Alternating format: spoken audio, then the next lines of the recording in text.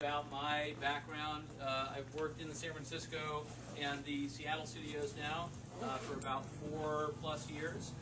So I know a little bit about Frog, and I know a little bit about perhaps how Frog is seen from the outside world and the kinds of things we do. We are a global innovation company, and essentially we take problems like many of you, we take sort of challenging design spaces, and we turn conceptual recommendations back to our clients, or we help them reform their organization so that they're capable of solving certain kinds of design problems. And I think tonight what you're going to see are a couple of very well-known firms who have tried to tackle different kinds of spaces in both the local environment and on the screen.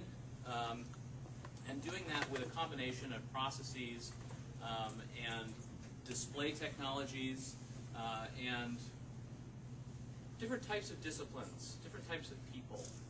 And I think them kind of sharing that with all of you is really important, that we get that all out into the community. And I'm glad that Frog can be kind of a medium for that transmission. So one of the concepts that I think is important to talk about as you look at all the work that's happening here tonight that's being presented is this notion of the frame. Okay, the frameless frame, actually. I think we're getting to a point where the frame is disappearing, right? And you're going to see that in some of the programs that we look at this evening. And I think that actually very recently I had the honor of attending a world event in Las Vegas at which James Cameron was the keynote speaker. Now, whatever you may think of James Cameron or this particular movie, I think there's an interesting kind of note here, even though it's coming from cinema, around the disappearance of frame from our digital lives. If you look at this technology, this capture, this face capture, and the kind of sequence that comes into this sort of realism that you see here, if you think about the kind of work that we do, that all of us are engaged in, we're trying to create more direct connections with both the technologies that people are using, but really the content that those technologies are supporting. And I think this is a really interesting example of how the thin, crumbly edge of making that kind of more direct connection is happening. And it's important to think about technologies like this as we engage in the kinds of things that we're doing, right? That may be more sort of people-facing, right? In a more direct kind of way. So as you look at the work that's presented tonight, think about that frame. Think about how it's receding beyond the periphery of what you can see, right? I think it's a really interesting and poignant shift. Now, within thinking about this idea of frame, I think people are fairly comfortable thinking about this device, right? I know everybody always trots this out.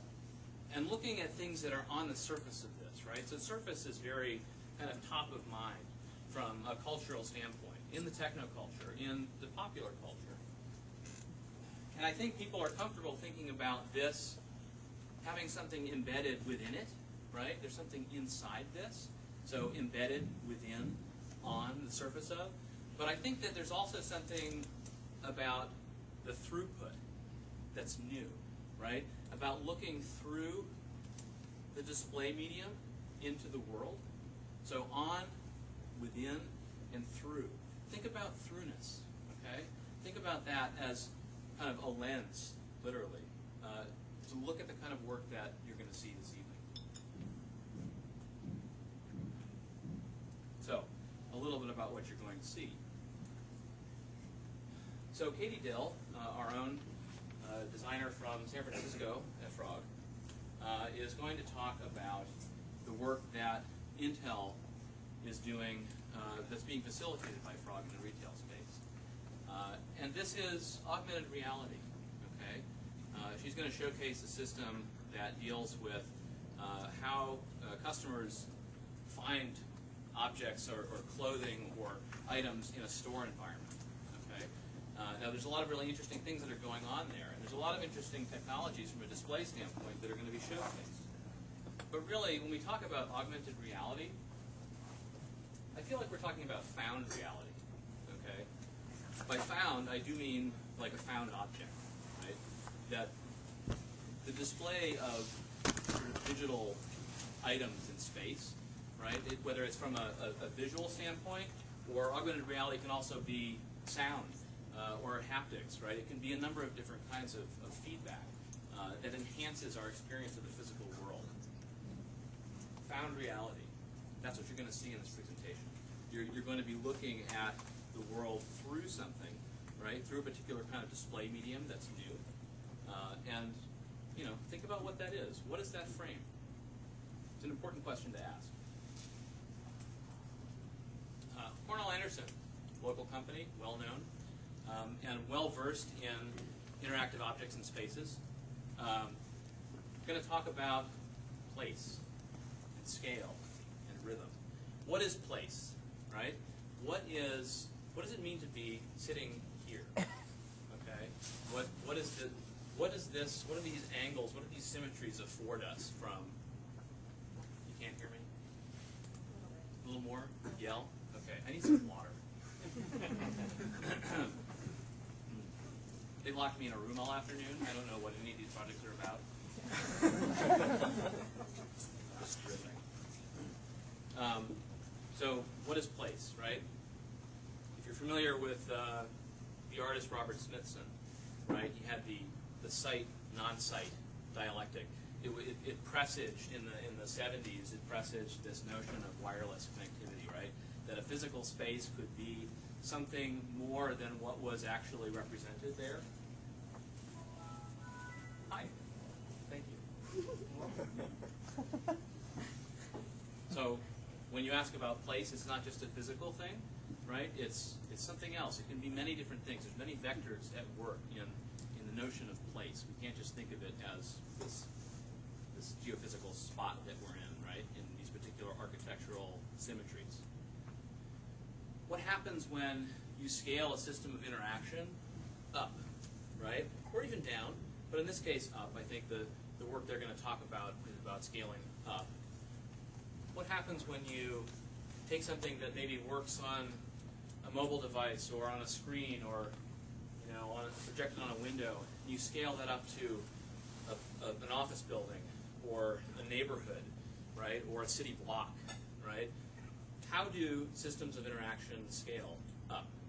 It's a very interesting question.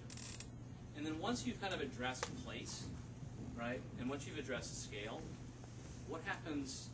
How do you set up a rhythm of people engaging in that space, right? So these are all, it's all a choreography of technologies and people, right?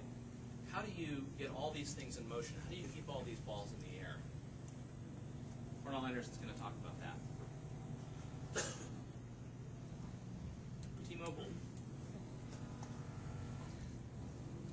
Oops, chance, and speed. Improv, rapid prototyping, right? Repetition. Again, another kind of rhythm, another setup, right? This is another kind of rhythm that you get going and it produces a certain set of results. T-Mobile is going to talk about this. T-Mobile is well versed in this space, right? Of kind of bringing people together and improving and creating unexpected results, right? Creating risk around perhaps expected models, right? And I think that's really interesting. And then doing it again and doing it fast, right? They're going to talk about that. And then finally, Wirestone is going to talk about the richness. What is richness? What does it mean for something to be ambient or truly peripheral? I think ambient goes back to our notion of the frame, right? And maybe the further out of the frame our reference becomes, the more emotionally connected the technological experience is, right? The more we kind of remove that notion of interacting with technology directly, that it just kind of sublimates, right, into the environment. So what do these things mean together? Wirestone's going to talk about that. And Smithson, finally, it all begins with photography, right? The rectilinear banishing the rectilinear. I get claustrophobic now when I wear my glasses, even though now I can't see it, because this frame is always here, right? But when it's not, now I have this perceptual bubble that I carry around with me, right? There is no real frame there.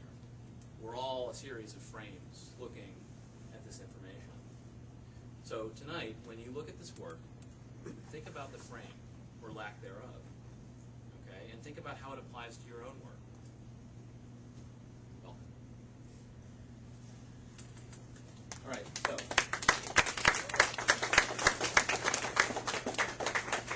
I have a logistical thing of colors. So first, David, I'm not sure how I read this, but I'm going to say first, yellow, main room.